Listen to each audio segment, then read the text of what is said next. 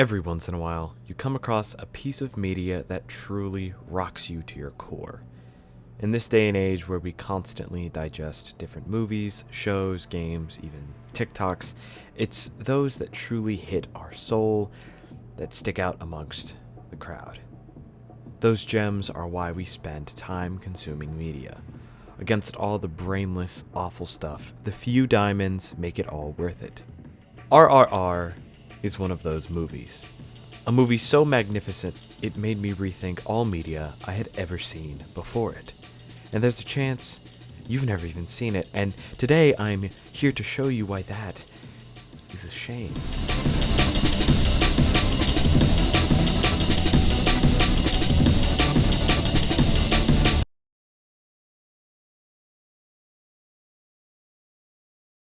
RRR is a whirling tale full of adventure, betrayal, and most of all, camaraderie. The highs and lows of such a spectacle are not easily crafted, but this film manages everything it attempts and creates something even more. If you haven't seen this epic for yourself, it's safe to say you're robbing yourself. In March of 2022, this Indian Telugu language epic action film was released, following the path of two unlikely friends, dare I say brothers, as they find their paths weaving together towards revolution. This film has so much that occurs in its over 3-hour runtime, it's hard to condense it all into a simple YouTube video. The movie takes place during a Britain-inhabited India in the 1920s, where Raju, an Indian man in the British military, must push the limits of his allegiance to fight for his goal of being promoted. Parallel to him, we follow Beam, a countryman looking to free a little girl who was captured by the British military. This simple setup of two opposing forces is not as simple as it may seem. Our two main characters first cross paths on opposite sides, actively looking for one another, but neither of them know it. Raju is ordered to capture the man looking for the girl, while Beam is that man. Their friendship quickly blossoms, however, and over the course of the first half of the movie, they over and over again prove to each other their deep brotherly love for one another, until the halfway point where the two must prove their causes are more important than the bond they share. Then, in the second half, it is discovered Raju is undercover on a mission to get weapons for a group of freedom fighters, but will do anything to gain a higher position for said goal. Their friendship is tested over and over until the end of the film, where they must fight together for their country and their freedom. From beginning to end, this movie will have you completely entranced, from the bombastic and incredible action and the addicting dance scenes to the heartbreaking emotion and triumphant victories. The directing is perfection, with incredible choreographed and shot action scenes to the beautiful cinematography that gets you engulfed in the world. Action barely describes it, as this is much more like a beautiful dance rather than dirty fists being thrown. The action is ridiculous in every way, but is purposeful and is the kind to get you out of your seat screaming.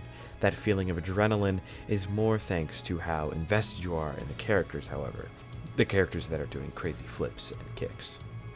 That feeling of adrenaline, though, is more thanks to how invested you are in the characters themselves that are doing the crazy flips and kicks.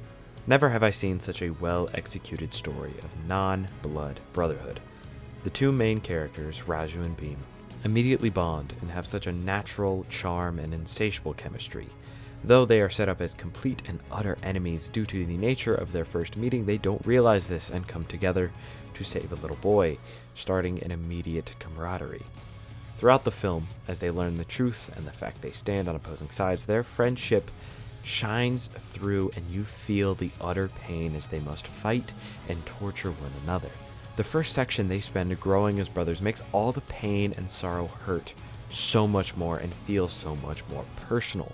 The acting is key to this, as you can feel both of the endless glee when they are together, as well as the gut-wrenching hurt they feel when they must fight.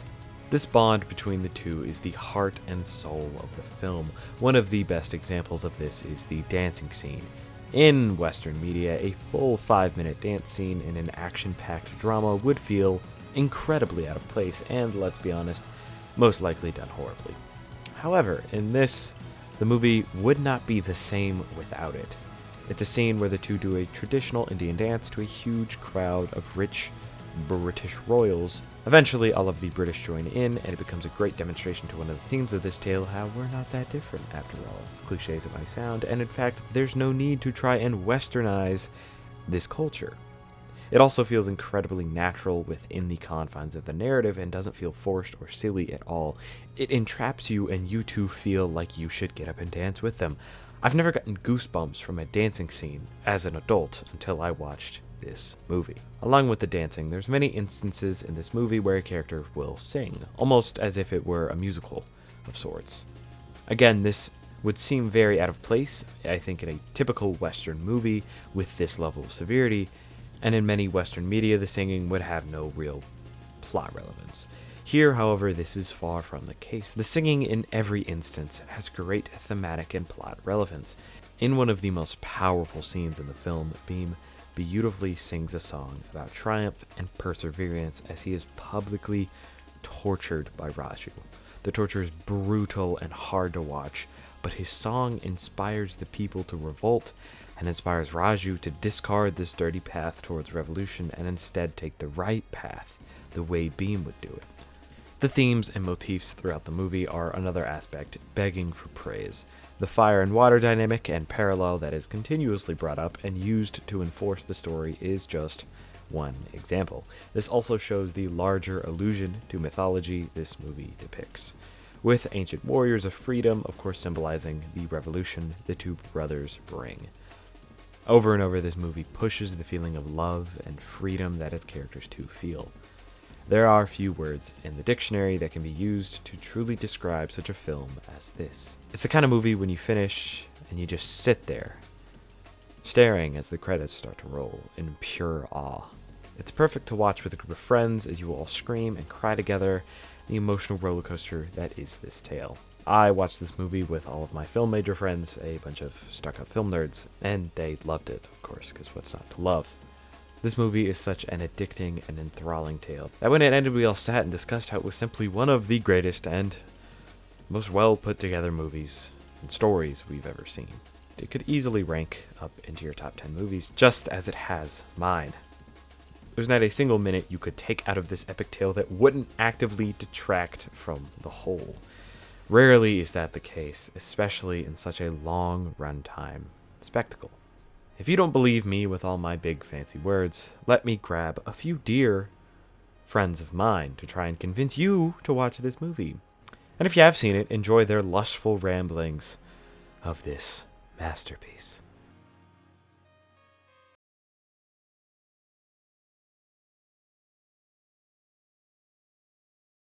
My name is Thomas T. Walker.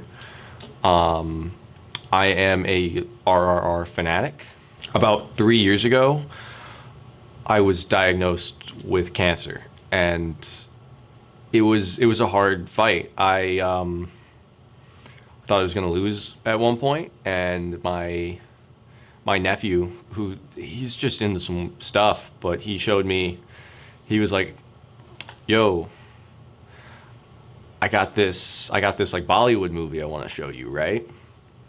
And I never watched a Bollywood movie before, but I was like, "Yeah, I'll watch it with you, bro. Like, I got you." And it was RRR, and watching people reclaiming their home and their lives and finding their loved ones, it made me realize that I could do more to fight for my life and for everything that I have and everything that I could have and my family, and it's all thanks to RRR. Also, the dancing was amazing, and I can't get over that. Could you give us a little recreation? No, because that feels like appropriation. Anyway, an incredible movie, an incredible story.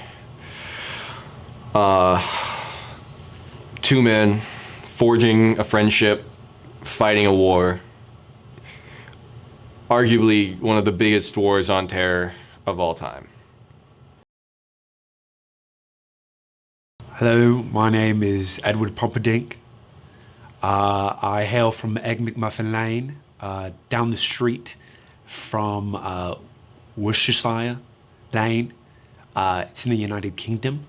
Go Brits. I really enjoyed the movie. I really did. You know, I've never been to India.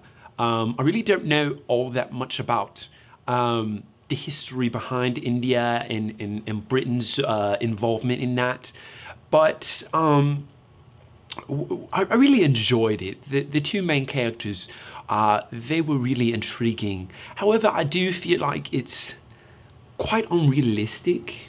The only reason I say that is because, I mean, it almost portrayed the United Kingdom in Britain and, God rest her soul, the Queen as villainous. And I don't think we're villainous. I don't think we've ever been villainous. I mean, we're Britain. We've never done anything crazy like that. I mean, I know we took some, I believe, some treasure or some historical, culturally significant things from the Indians, but clearly, I don't think they were using them. So we put them in our museums. I don't think that's awful. I don't think we should be portrayed as villains for that. I just don't get it. I feel like it's a misrepresentation of British, not colonialism, because I don't believe it was that. I believe it's like mission work. We came out there with mission work. And so we introduced railroads and all that cool stuff. But I don't know. I don't think we were portrayed very kindly. Beyond that, I thought it was really good. Especially the one British chap, what's his name? The one general or governor? One of the two. I'm not sure. But he was a very cool character. And he's got his comeuppance. But beyond that, good movie. I'll give it a solid, I want to say, 6 out of 10. Could have used more blokes. Like, British blokes. I like the one white woman. She was cool, she was British, she was nice. But yeah, not a bad movie. Thank you for your time. Absolutely. Go Beats! Did I get in trouble? So why did you guys bring me in here? Oh, we're here to talk about Triple. Did you not read the pamphlet? Oh, triple R? Oh, yeah, I've definitely seen that. Yeah. Yeah. Could you start with like introducing yourself? Oh, yeah. Sorry. Hi, I'm Quatavius Solomon, and I've been a Triple R fan for the past 15 years. Yeah, I remember the first time I watched Triple R. It was just such a great film. Seeing that budding romance between the two main characters, the one with the greased back hair and the other one that dressed really nicely. It was just really great to see them. And the songs that they sang were fantastic. We got to see so much of the town and the places that everybody lived, and we got to see their lives behind the scenes through these songs that they were singing about each other. It was just really great. And then to see them come together at the end was just really nice. And they were singing together. They were just showing how good a relationship can truly be. Are you sure you're talking about Triple R, the Oh shit. Bollywood movie? You know what? Screw you guys. I don't need this anymore, all right? Whatever. I will try to work with you Hollywood people. Howdy, my name's Joe Bubba Brown. I am a professional animal wrangler, and I'm here today to talk to you about RRR. The movie, of course. Now, as an animal wrangler, I know that all animals are different and all regions are different. I mostly work in the Everglades. I wrestle a lot of alligators, a few snakes, one time a panther, and there was that one time I wrestled an elephant. But besides all of that, I can say with certainty the animal wrestling in that movie was fantastic. All right, now you might not know what I'm talking about, but they made an effort to put those animals from a standing position to a lying down but forced ways kind of position where they didn't want to be there. Now, not in a sexual way, because that sounded a little sexual, and we don't have sex with animals in my business. That's not what we do. Now, maybe the people hiring us to get the animals, I don't know. I don't know what they're doing, but we aren't doing that, all right? And RRR, of course, you watch him wrestle a wolf for a little bit before he wrestles a tiger, before he wrestles a motorcycle and a horse and a couple of cars. I don't know. He's fighting these animals and he's beating the shit out of them. It's incredible. What other parts of the movie did you like? Fuck, he got bit by a snake. I've been bit by a snake in the same ways, but you know, we don't have them fancy little roll something up in a bowl and smoke it to get rid of that. We just do that for a good time. You just gotta suck that venom right out and then you're good to go, all right? Now listen, brother, you gotta pay attention here because there's a lot going on in this movie. And I, personally, got lost a couple of times because there were no animal wrestlings happening in it. So did you like any part of the movie that had to do with the human characters, or was it just the animal stuff? Personally, I really like the human characters when they were wrestling the animals. Now there was that bit where that one dude, this fella, he like hopped over a fence and he fought like 80,000 people or something all at once. Now like, I think that's pretty damn cool. Me personally, I get into fights like that in the Walmart parking lot all the time. It feels like my life. And it was sublime. And now if you ever need animal wrangling, I got you. Just call Joe Bubba Brown. Sir, somebody left a horse in the parking lot. There's a horse in the parking lot? Yeah, we thought it was your horse. A wild horse? Yeah, I'm gonna wrangle that bitch. Oh, okay. So it wasn't his horse? I don't know. Let me do the introductions, buddy. My name's Quentin Tarantino. You may know me as a big Hollywood director. Inglourious Bastards, Django, some other ones. Kill Bill, Volume 1 and 2. I'm pretty good with my movies. But go ahead, ask your question. So what did you think about the movie? RRR? Well, let me tell you something about that. Great movie. Excellent movie. Great storytelling. However, I'd make a few changes here and there. I feel like it doesn't really speak very well upon that situation in time. See, if I was the director, I'd really want to bring the voices, a voice to the Indian people, right? So this is what I would do, right? Now imagine this. I would cast instead of the two characters, I'm thinking Uma Thurman, right? And there's some great shots in there, excellent action, but imagine Uma Thurman doing that. But now imagine her with no shoes on. We're getting some nice, good, really great feet pics. And there's a reason for that, right? She's connected to the earth, the Indian subcontinent. How else do you connect to the ground other than your feet? Think about it, okay? Great, right. All right, now hold on. I'm not even done. Now imagine John Travolta or Bruce Willis, right? They come in. It's a revenge story. Bruce Willis is a retired boxer. John Travolta is he's a gang member, right? Fuck it. We're gonna throw in Samuel L. Jackson in there. He's with John Travolta, right? They find a box. We never see what's inside the box, but it's implied that it has something to do with the plot. But the audience will never know.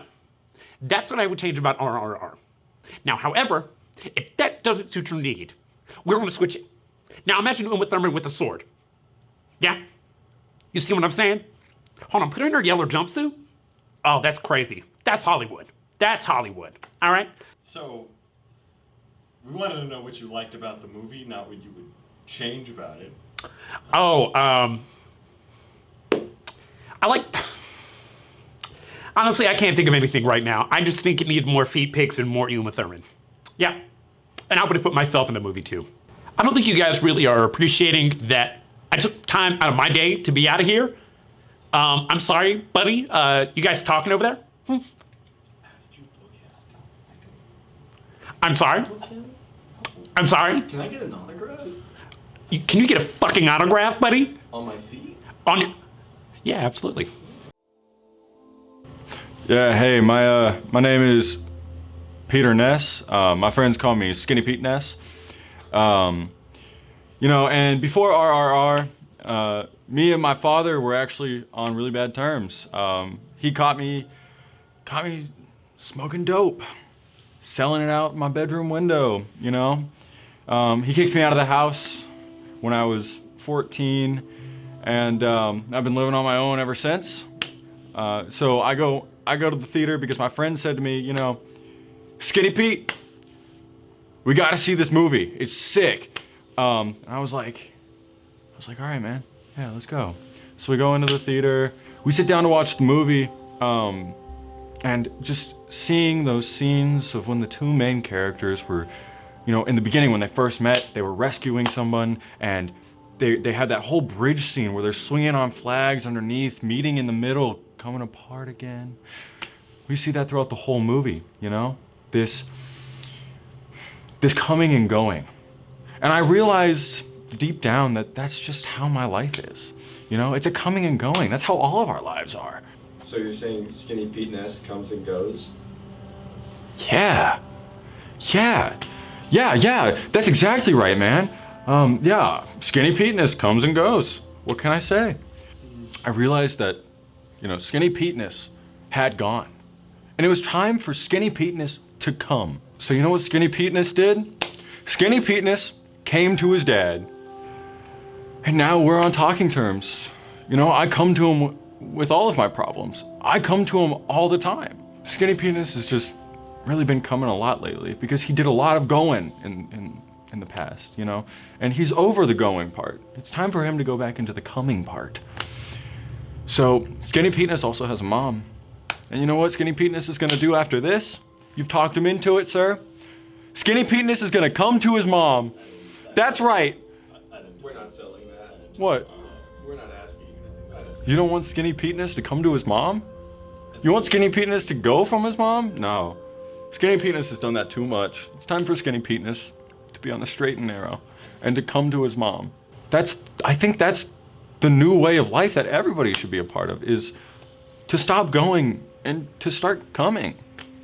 So what you're telling us is now more than ever, you're gonna come harder.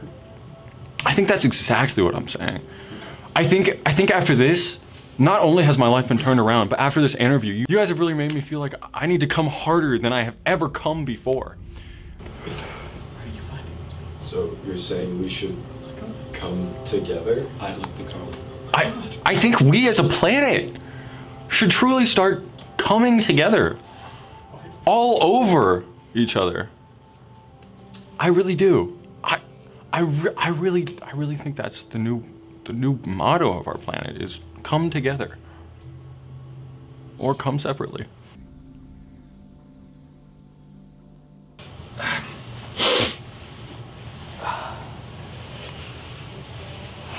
Today we had a lot of faces come through and tell us about how this movie touched their lives. And you know, that's what it's all about, right? I'm not crying because I'm emotional. I'm crying because of what I just had to see. But that's neither here nor there.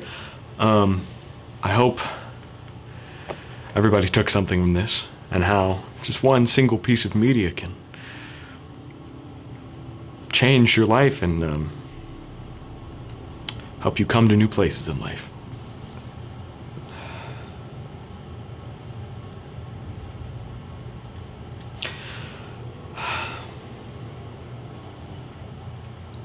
What are you doing here, man? Who the fuck was that guy? What guy? All of them. Which one? They found the guy with the horse. The guy with the horse? Yeah, they found He's out. still out there. He's still out there. Yeah. On the horse. I checked. Isn't he trying to fuck the horse? No, he's trying to fight the horse, I think. Fuck, fight. I hope. something. I think the other guy is trying to come on the horse. Well, I think he's trying to get them to come together and You're like. right. No more wrangling, just more coming. And how the fuck did we get Quentin Tarantino on here? Who I did think that? he just walked in. Yeah. I think we left the door open. That wasn't us. Yeah. That was Sure? him. I think he came to the Are wrong you sure set. that wasn't you? No, I didn't do it. You sure? Because I mean, I've seen your desktops. Way too many feet on there. Wait, whoa. What? Oh. You're not supposed to. I'm your You're not boss. supposed to see that. I'm your boss. No, I don't care. Do you guys congregate like that? Like that's a little strange. A little Feet people? Yeah. Huh? Are you guys like, I make you know, collage. You know what's messed up? How open feet people are. Like I feel like that I just shouldn't. like to make I've- like collages. most of them aren't, right? No, nowadays it's a lot more common than you think. I know, but like, Like I feel like they just shouldn't have rights. Sometimes Is that- I pay is that for just me? people's feet. You What? You what? What? No, like not like You what? like their full foot. I think you gotta Wait, give I that just- You comment pay for the again. foot? Just the full. Not foot. like pictures of the foot, just like the foot? The foot itself. Yeah. Maybe it's the toes that they're after, you know? Oh, I Your think toes- so. You mean they? He's right there. No, I the don't people like like being me in are not. between this. We're No, I don't like We it's literally like okay. the heel, the The sole of the what? foot. The sole. Thank you for watching, That's how and we get down to the bottom of Are you saying the- the I heels will are the window to the see soul? you all Yeah, next the time. heels are the windows to the soul. The second plane has hit the tower.